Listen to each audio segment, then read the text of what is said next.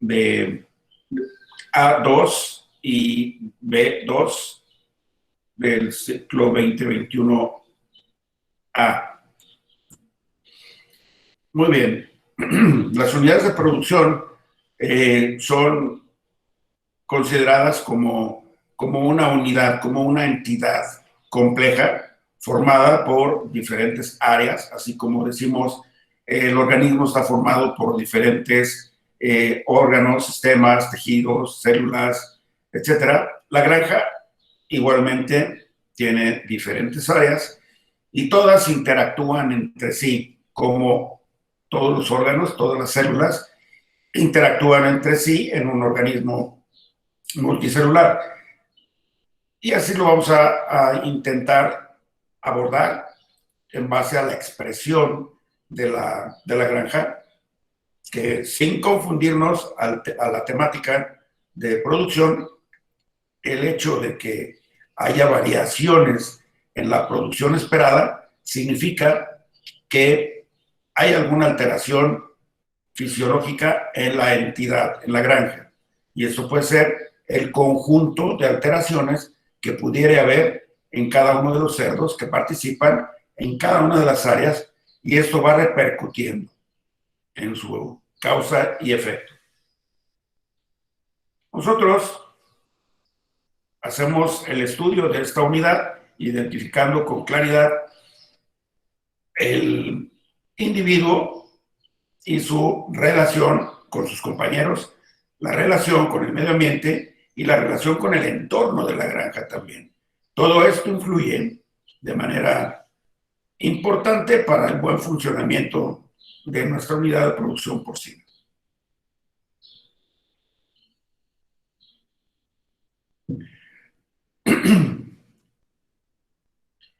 El médico veterinario, especializado o no, que está trabajando en la unidad de producción porcina, debe de tener la capacidad de recuperar información de manera sistemática, de manera ordenada, plantearlos de una forma que puedan ser analizados para, en un momento dado, tomar decisiones en compañía, en equipo, con quien sea necesario.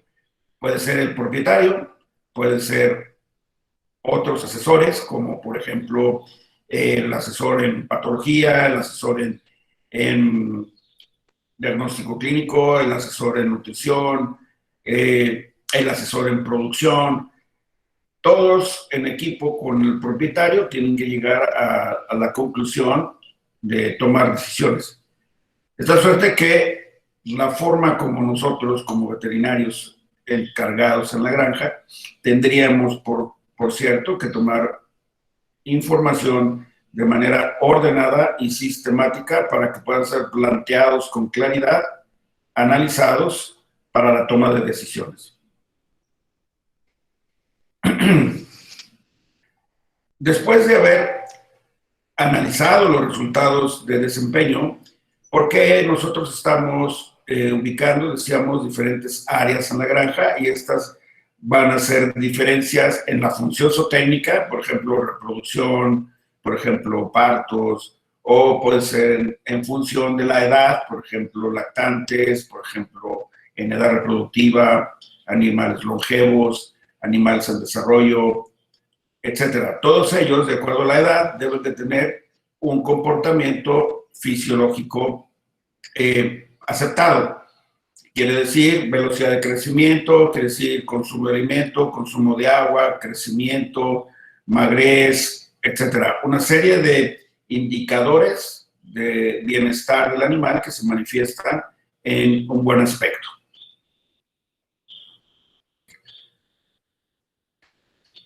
Tendríamos que analizar también cada uno, porque decíamos que vamos a imaginarnos que si la granja, la unidad de producción porcina, es una unidad coproductiva compleja, cada uno de los cerdos es como si fuera la célula de un organismo. Todas las células se relacionan.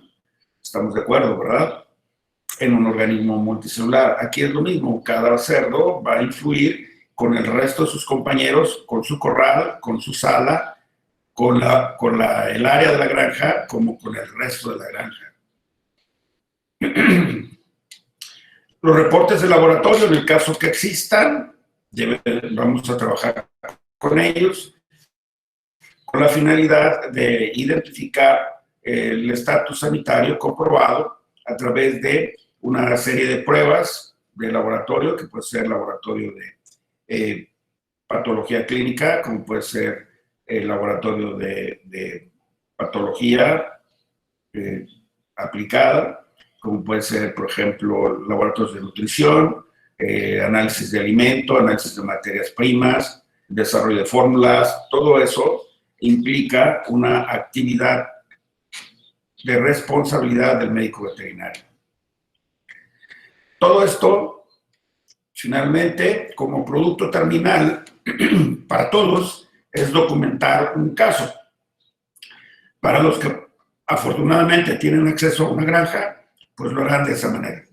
Quienes no, como lo platicamos la vez pasada, sería una manera colaborativa y virtual. Los compañeros que tienen la fortuna de ser parte de una empresa porcícola, familiar o industrializada, que tienen la displicencia de facilitarnos los casos, pues les decía la vez pasada, eso es inapreciable porque sería la mejor manera que tenemos ahorita para aprender en estas condiciones de aislamiento social.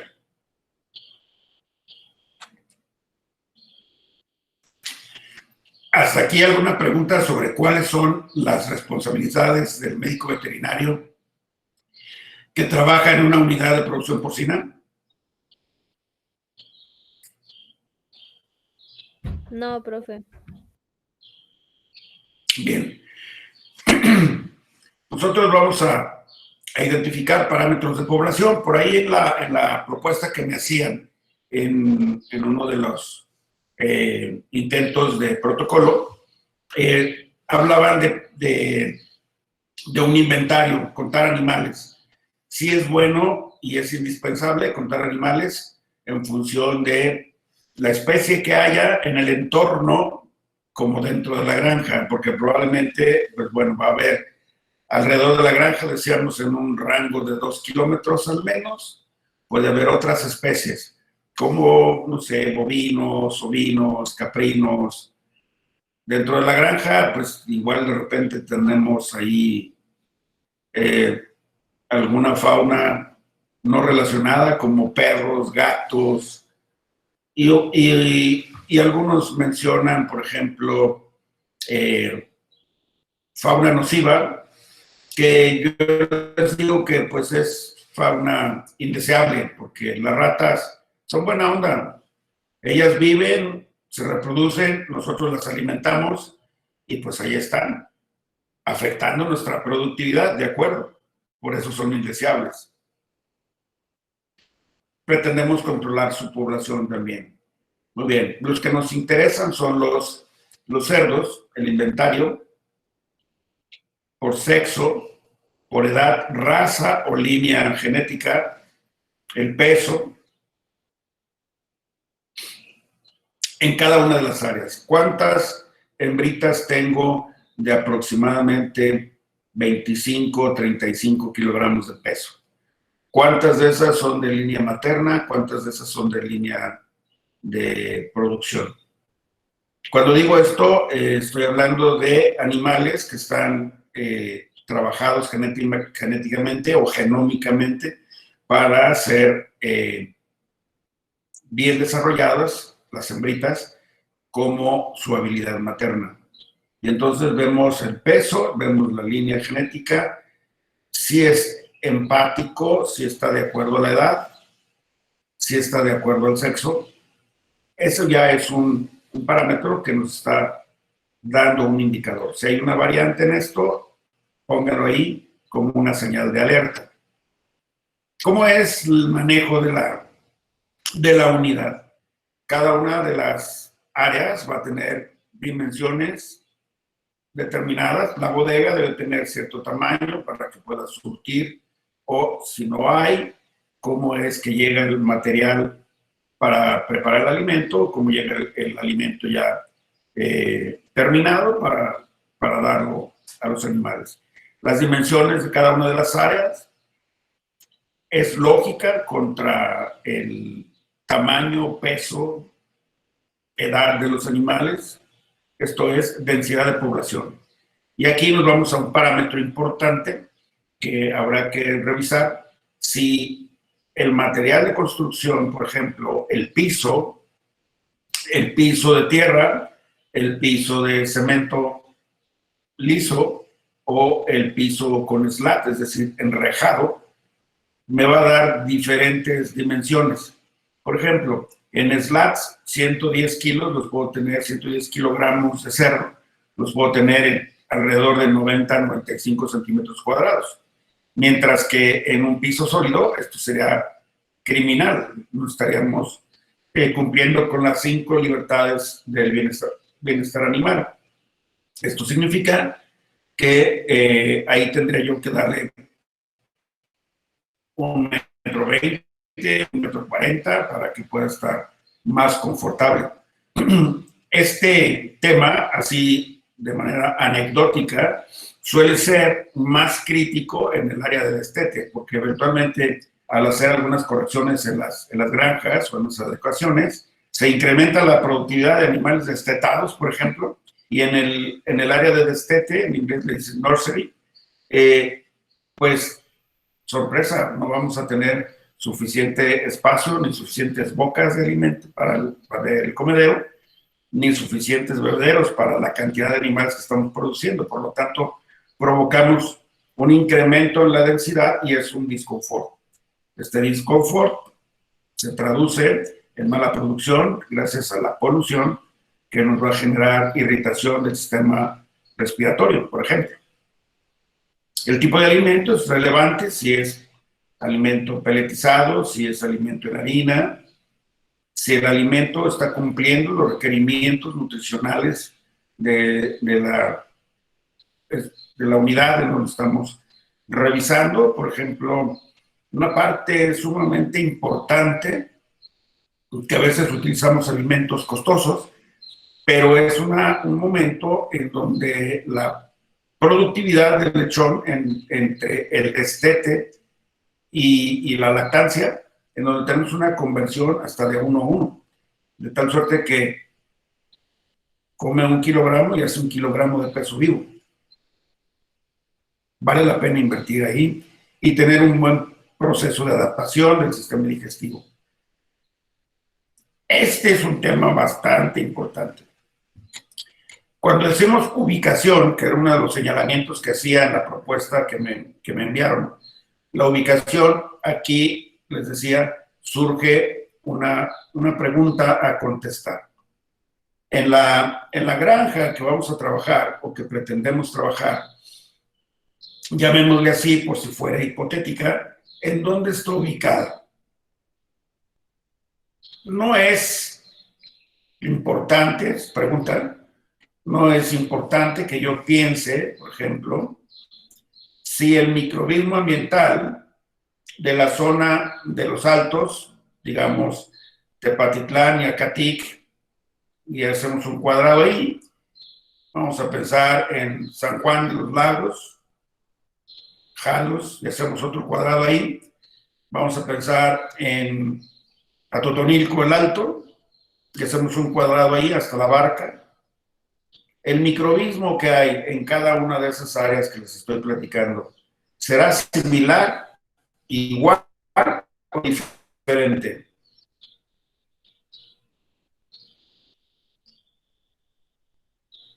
¿Quién dijo yo? ¿Puede repetir la pregunta, profe? Sí. En los cuadrantes que les comenté ahorita, de las zonas de los altos de arriba y altos de abajo, consideran que, por ejemplo, entre Tepatitlán, Acatic, San Juan de los Lagos, Jalostotitlán, Atotonilco, hasta La Barca, el microbismo ambiental es igual, diferente. Es muy diferente. Lo de tepa ahí, el tipo de tierra cambia. Entonces también el clima y todo llega a cambiar. Excelente. Ahí tenemos, por ejemplo, entonces, que necesitamos tener los datos agroclimáticos de la zona donde está ubicada la granja. Pero también necesitamos buscar los datos epizootiológicos, es decir, cuáles son las enfermedades prevalentes y cuáles son las enfermedades incidentes. Y si no es mucho pedir, sería bueno el comportamiento estacional de estas enfermedades que estamos ubicando como enzoóticas. Esa es la parte relevante donde empiezo yo a hacer el diagnóstico, porque ya entro en el análisis de datos a ver probabilidades. ¿De acuerdo? Si me van siguiendo el por qué les estoy solicitando ahí la ubicación y el mapa epizootiológico de la región al menos. Sí, profe, porque creo yo que delimitando el espacio de trabajo es más fácil consolidar el diagnóstico, porque el abanico de posibles enfermedades se disminuye. Sobre todo ya en Michoacán, ¿no? También, porque hay zonas de muy alta densidad y hay zonas en donde no hay tanta densidad. De hecho, si lo vemos en la capacidad de desplazamiento o de biodispersión de los patógenos, en esa zona, vamos a llamarle Bajío y Los Altos, técnicamente no hay frontera. ¿Estamos de acuerdo? Hay tránsito de animales, que es una de las preguntas que están ahí. ¿Cómo están las vías de comunicación? Otras granjas en la proximidad. ¿Qué prácticas se tienen para este tipo de actividades, como el comercio, por ejemplo? Entonces, todo esto implica una problemática de dispersión de enfermedades. Y por ahí habrá que pensar que los microorganismos patógenos, celulares o subcelulares, pues ahora viajan en avión. Entonces, por ahí alguien me comentaba la presencia o no presencia de enfermedad de fiebre porcina clásica o de Augeski. Es importante como un par de etiologías que ya están erradicadas en México, pero circunstancialmente somos población de riesgo porque tienen mucho tiempo sin utilizar vacunas. Entonces, la inmunidad de la piara ha descendido, de tal suerte que lo hace más susceptible. ¿Me explico? En ese nivel está el criterio de identificar el mapa epizootiológico. La dimensión. Cuando hablamos de la dimensión, pues bueno, estamos pensando en los metros construidos, como en los metros de actividades accesorias que pueda tener, como una especie alternativa, actividad agrícola, etcétera. Los brotes o las enfermedades tienen diferentes estrategias para manejarse en función de la población. Como decíamos, densidad de población en relación a los espacios, que quiere decir cómo están mis áreas en el flujo de producción, cómo se mueven, y esto implica que se incrementa o que se controla la posibilidad de contagio horizontal y vertical. ¿Ok? Los recursos de los animales, me refiero ahí a, estás comprando genética líquida, es decir, estás comprando, no sé, óvulos, estás comprando espermatozoides, estás comprando animal vivo, que es algo sumamente importante para empatar el tema del microbismo ambiental micro que tenemos hacia el interior de la granja con mi proveedor de material genético. ¿De acuerdo? Porque esto, pues, es una bomba de tiempo en un momento dado si no tenemos una información puntual de esto. Métodos de producción. La manera como yo manejo a los animales, los puedo someter a más o menos estado de tensión, lo cual significa que este estado de tensión va a afectar la capacidad de respuesta a cualquier patología presente dentro de la granja o importada de otra granja o importada de otra región o país. Luego, entonces, otras empresas alrededor son algo sumamente importante también. Entonces, dentro de la ubicación habrá que identificar estos rubros. Les recomendaba yo una fotografía con el vía satélite para poder más o menos identificar cómo está mi factor de riesgo de acuerdo a la biodispersión. Y entonces, de esa manera ya tengo yo algunos factores de tipo climático, geográfico, y la relación que pueda haber entre otras granjas o las líneas de comunicación comerciales, porque esa es otra vía también. Los patógenos suelen moverse como se mueven las carreteras hacia el comercio. Llegan, no sé, al Distrito Federal, rastro cofradía, de diferentes zonas del sureste, del oeste, del norte, del noroeste, al mismo lugar a llevar sus animales a sacrificio. Todos se relacionan, animales, vehículos y personas. Esto, ¿qué factor o qué valor de riesgo le das? Escucho, una escala de 1 a 10, en donde 10 es alto riesgo y 1 es mínimo riesgo.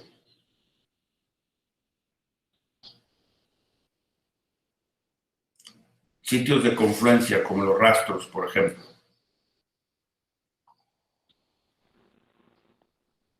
Pues yo creo que alto riesgo, ¿no? Es un riesgo importante. ¿Cómo qué número Sí. le darías? Pues yo creo que 9 o 10, quizá. Porque, pues, por ejemplo, en los rastros, las zonas donde descargan, pues llegan las camionetas y por lo general están sucias y el personal también va con las botas y con la ropa de trabajo y pues ahí yo creo que sí puede haber intercambio de un montón de cosas, de enfermedades, de patógenos. Así es. En el plano anecdótico, en una investigación que se hizo de un brote por allá, por la zona entre Veracruz y Puebla, un brote de fiebre porcina clásica, era una granja que no vacunaba porque estaba sumamente aislada, pero era una granja bastante grande y pues no estaban acostumbrados a poner vacuna de fiebre porcina clásica. Y precisamente llegó la jaula de embarque para la engorda, muy bien lavada y todo, pero como nos estás comentando, el chofer que en el tapete y en las loderas encontraron reactores al antígeno positivos. Entonces, esa granja tuvo un desmedro de más o menos de 30,000 puercos. O sea, dejaron sin cerdos una buena zona de Puebla y del Distrito Federal en aquel tiempo. Es una... Mande. También en los lugares, por ejemplo, bueno, no sé si pasa en otros lados, pero como aquí en la Asociación de Porcicultores, que es donde vienen todos por sus guías para poder transportar a los animales, y a veces la gente viene con ropa de trabajo, y así de que con el letrerote por favor, no vengas con ropa de trabajo, desinféctate al pasar. Y pues hay muchos productores que no No hacen caso, acatan. entonces también hay en farmacias veterinarias y ese tipo de cosas. En las cooperativas. Eso es un señalamiento muy interesante que estás sometiendo aquí al grupo, que se llama análisis de puntos críticos de control. Esa es la estrategia, análisis de puntos críticos de control, en donde, por ejemplo, vemos por dónde podría entrar un contaminante. Y eso es algo así como relativamente simple, pero a veces en las asociaciones tienen sus tapetitos, ¿verdad? Con desinfectante, su tapete, su pediluvio, pero se lo brincan, literal. Entonces, pues ya pisó adentro de la oficina, ese se lo lleva, y así se lo van llevando. Esa es un buen señalamiento también para que lo incluyan, porque es un ejercicio que vamos a hacer un poquito más adelante. Vayan tomando nota de esto. Puntos críticos de control. ¿Ok? Entonces, esa de momento es para reflexionar, ir documentando cómo se hace un diagrama de puntos críticos de control, pero el tema de la ubicación sí es una tarea, que tenemos que, a la granja que vamos a trabajar, pues ubicarla. Esto, tengan la confianza para el propietario que se va a manejar con la secrecía adecuada, ¿no? Entonces, esto me permite, de una manera, poner en contexto todos estos factores y agregar servicios gubernamentales y asociaciones no gubernamentales, como decías, la Unión de Porcicultores, las cooperativas, la Asociación de Médicos Veterinarios, que son asociaciones no gubernamentales, y las que sí, como por ejemplo los de sanidad. Desde ahí podríamos nosotros ver algunos lineamientos, que a veces no es fácil de encontrar información ahí en esos portales, pero es parte de la información oficial, tipo la OMS, la OIE, y todos los organismos de sanidad locales y regionales, donde pues vamos a ver con qué están apoyando a contener ese tipo de problemáticas, ¿no? Estos rubros nos llevan a tener el marco epidemiológico y la problemática de la biodispersión para iniciar mi análisis para el diagnóstico. ¿Sí? Como bien lo indicaba Mardueño, te llamas, ¿verdad?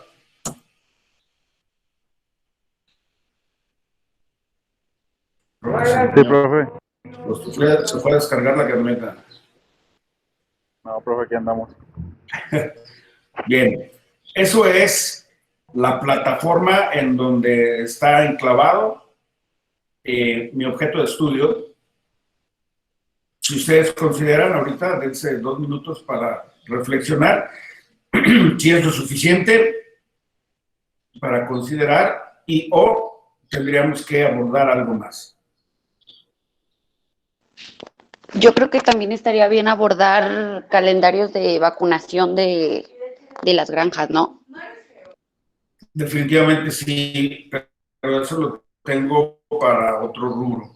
O sea, lo tengo acá en este lado, después de la historia natural de la enfermedad, porque una vez que tengo yo información sobre el comportamiento del patógeno en las condiciones del entorno, ya puedo tener elementos para decidir cómo, cuándo y dónde vacunar.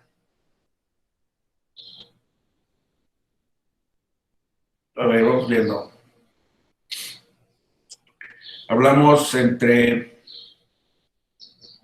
el manejo de la unidad, dimensión, construcción, densidad de población, y eso, pues bueno, va a implicar completamente. En esta parte no estamos trabajando todavía con el tema de medicación. Pero sí es importante, si lo vas a, como parte del formato en el cuestionamiento o en el cuestionario, sí tengo que preguntarle qué vacunas pone, por qué vía, digo, porque puede ser nasal, intramuscular, subcutánea, qué vacunas se utilizan, si utiliza algún medicamento de manera preventiva o de manera estratégica. Ese también es un renglón que vamos a ver un poquito más adelante.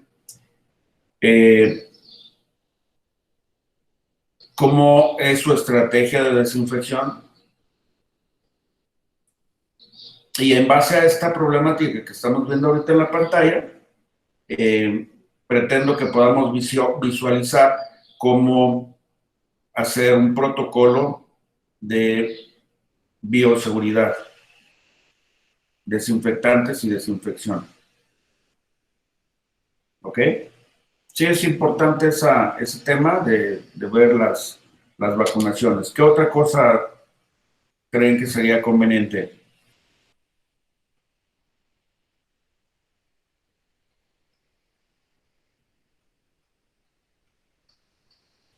Muy bien. La manera, Oye, profe, Mari. con la que se trabaja el personal. El manejo personal también es uno de los puntos críticos de control, claro. Si les das ropa interna de la granja, material de protección, si Eso, o tienes... saber qué cuidados tienen en la granja. Si Sí, tienen arcosanitarios, qué cuidados tienen sus trabajadores, si les permiten entrar con la misma ropa, si tienen área para bañarse, para hacer cambio de ropa, de zapatos, de todo. esto yo lo tengo encuadrado en la auditoría de su protocolo de bioseguridad. Y ahí tenemos que definir el área gris, tenemos que definir el área oscura o negra, el área limpia, si tiene exclusas con regaderas o no tiene exclusas con regaderas, si me aseguro que los trabajadores de la granja no tengan puercos en su casa ni de peluche ni de cerámica, porque todo eso puede tener una complicante a la hora de que me llevan o me traen, si no se cambian de ropa, si no se cambian de zapatos, o bien a veces en el vestidor no tienes manera de aislar la ropa de la calle, porque puedo llegar y me quito mis zapatos de la calle, me cambio de ropa, me pongo el overol para entrar a trabajar, pero los pongo ahí a un ladito en la banca o ahí en el piso, a un ladito junto a los de los otros compañeros. Entonces ahí, como quiera, hay polvitos que estoy recogiendo, ¿sí? Entonces esa sería otra perspectiva. Eso lo tenemos para trabajar en el punto de bioseguridad y hacer la auditoría de los procedimientos. ¿Qué otra cosa? Trabajadores, ¿cómo llegan, cómo trabajan, qué hacen, etcétera, ¿no? Porque ellos también en un momento dado su actitud hacia el trabajo pueden provocar un estrés intenso en los animales. ¿Verdad? Y que veas que los patean, que los maltratan, pues los animales ya nada más desde que ven al trabajador pasar por el pasillo ya están todos estresados. Tienen miedo. Muy bien. Son detalles que habrá uno que codificarlos para ponerlos en el checklist o la lista de chequeo, en donde estoy haciendo mis puntos de oportunidad que tengo que corregir para que los animales estén en las mejores condiciones posibles. ¿Ok? Bien. Partimos de ahí a la siguiente parte, que es identificar algunos patógenos o enfermedades que puedo sospechar. Y esta es una parte muy importante. Tengo que identificar la historia natural de la enfermedad, es decir, qué pasa con el patógeno dentro de cierto ambiente, como cuando entra a partir de que tiene contacto con el animal susceptible, hasta la manifestación de los signos clínicos y su resolución, que esto puede ser recuperación o muerte.